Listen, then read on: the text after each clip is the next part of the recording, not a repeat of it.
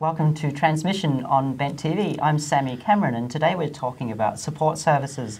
Joining me are Greer, Jasper and Zoe. Thank you for joining us today. My pleasure. So what sort of support services do people that are transgender or gender diverse need?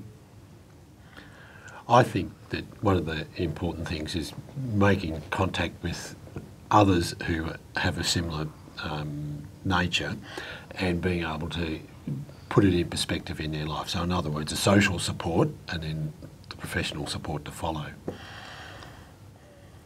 For sure, I think social support is incredibly important, and I think we see that all the time in terms of people wanting to connect.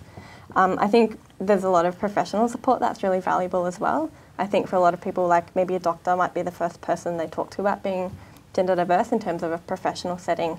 And there's a range of kind of, I guess, like LGBTI specific, but also kind of more mainstream services that people can access. Yeah, definitely having both the social and the professional sides is very important, because like having the social sides, I can go and feel like I'm not alone in the world, and that I can make friends within the community, but also I can't like talk to them about how like I need to go on hormones, or if I am having a rough time at home or something. Like, you can't just drop that on your friends, but you can tell like a psychologist that or something. So you're all involved in different support social sort of groups. Mm-hmm. Do you want to just briefly talk about them?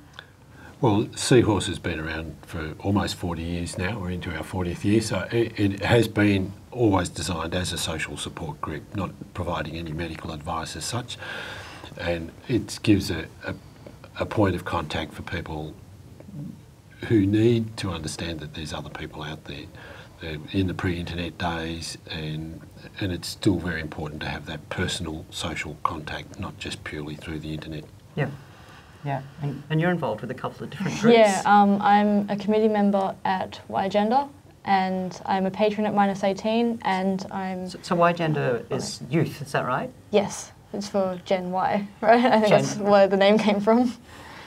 So yeah. So young people like yourself? Yeah, it's for like, I think it's 15 to 30-year-olds or something. That's about the age group. So, and -18 is another group. That's a more broad scale LGBTI group? Yeah, they usually focus more towards the LGB part of it, but they definitely do involve the T part of LGBT as well. So yeah, I never feel like I'm like an outcast there because of that.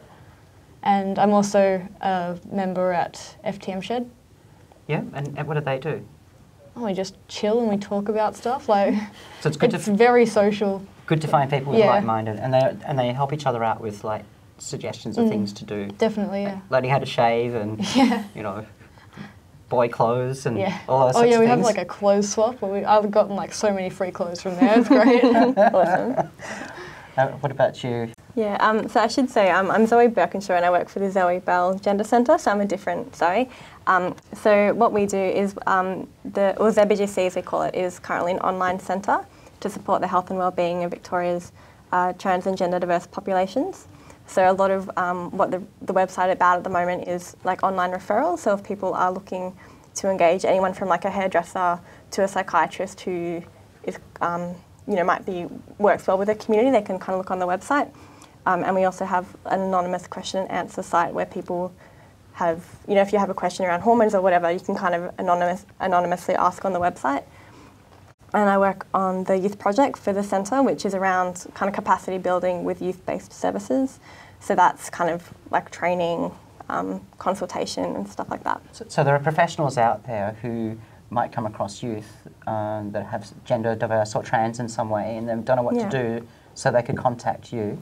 And then you'd be able to give them advice on what to do and how to interact. Absolutely, that's a huge part of my job. And I think I looked at, I guess, the work that I've been doing over the past 6 months. The project's been going for about 2 years.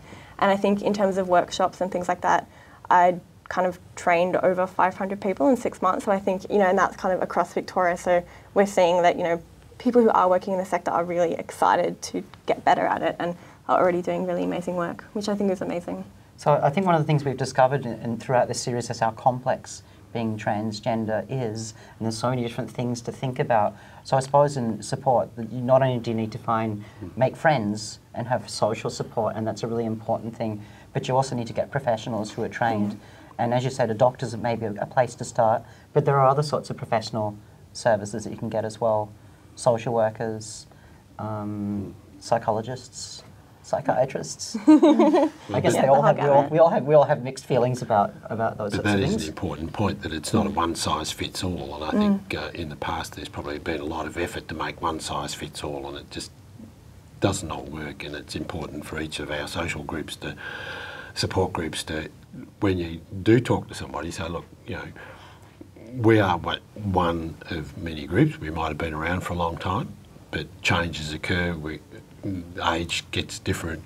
You've got to learn to put it in perspective in your own life and go and seek as much advice as you can so that you understand yourself and get the appropriate help for you, and not just blindly follow one person's advice. And how about the internet? You know, there's websites that have forums. There's things like, you know, social media where there are different groups. There are secret ones and open ones, and there's pages. How should people treat that information? Is it good? Is it useful? Can it be a bit of a mixed blessing? You get the wrong information from those places as well.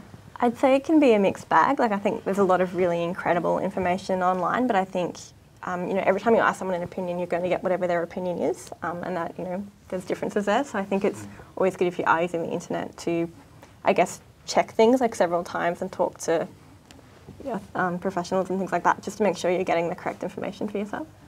So I think, yeah, this matrix of have some friends, have some social support group, see some professionals, read the internet, study, read, those sorts of things is what we all have to do, because there's so much to it. That's right. Yeah. And in the end, I think all of us wish to be identified as who we see ourselves as, and to be accepted for that. And that's why I think social support sits probably higher than the professional support. Professional support is helping you to get to that social acceptance that you sort of desire. Okay. So yeah, actually hanging out with people that you feel are somewhat similar to what you yourself are just makes you feel okay. It's a starting point. It's a starting point, and very important starting point. And I think it's really great, Greer, just kind of following on from that. When groups, I think we all kind of work together quite well sometimes, and it's that thing of like, a person might want something that this particular group doesn't offer, but we can kind of talk to each other and make sure that we can kind of fill those gaps where we can. So, you know, the thing that I found, and this is what part of this program is doing for us too, is that social support. It's putting out into the community, saying we are human beings, and that's where we want to be in life. And what we're wanting to try and do is say we've got social support, there is professional support, and it's most important that we look after ourselves and have others accept us for who we are. Okay, thank you so much for joining us and talking to us today. I'm Sammy Cameron on transmission for Bent TV. Thank you for joining us.